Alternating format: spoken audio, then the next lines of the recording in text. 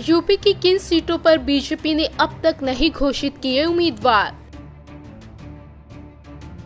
UP की इन 8 सीटों ने क्यों छुड़ाए बीजेपी के पसीने।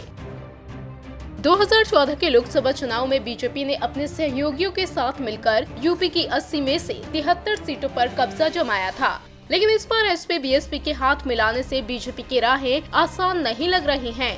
आलम यह है कि पार्टी को इस बार अपने उम्मीदवारों के चयन में भी खासी मशक्कत करनी पड़ रही है।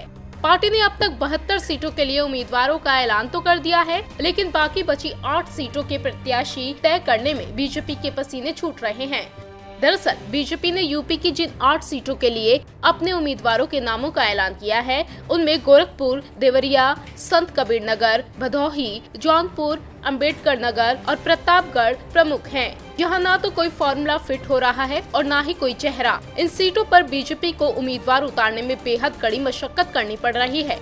इन सीटों पर कई दावेदारों और समीकरणों ने प्रत्याशियों के नाम अटका दिए हैं। ऐसे में बीजेपी ने अब स्थानीय फीडबैक के आधार पर अंतिम फैसला लेने का मन बनाया है। लखनऊ दौरे पर आए बीजेपी अध्यक्ष अमित शाह के साथ इन सीटों को लेकर जो मंथन हुआ है, उसके नतीजे जल्द आने के कयास लगाए जा रहे हैं। इससे पहले बीजेपी ने गोरखपुर में एसपी को झटका देते हुए उनके सांसद प्रवीण निषाद को न केवल अपने पाले में कर लिया, बल्कि बीजेपी की सदस्यता भी दिला दी। प्रवीण की निषाद पार्टी भी बीजेपी के साथ आ चुकी है। इस बीच जो खबर सामने आ रही है, उसके मुताबिक बीजेपी गोरखपुर से महेंद्र पाल सिंह को अपना उम्मीदवार बना सकती है। वही संत कबीर नगर से किसी ब्राह्मण को लड़ाने के मूड में है। इसके अलावा कृषि मंत्री सूर्य प्रताप शाही का नाम भी चर्चा में है।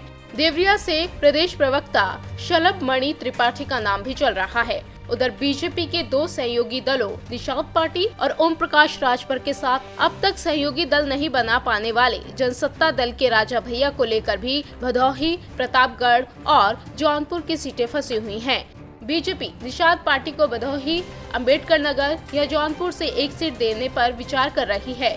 इसके लिए कार्यकर्ताओं की फीडबैक और सर्वे रिपोर्ट तैयार किया जा रहा है। इसके अलावा जौनपुर से भोजपुरी अभिनेता रवि किशन की दावेदारी भी बनी हुई है। ऐसे में देखना दिलचस्प होगा कि बीजेपी इन सीटों के लिए अपने उम्मीदवारों के नामों का ऐलान कब तक करती है।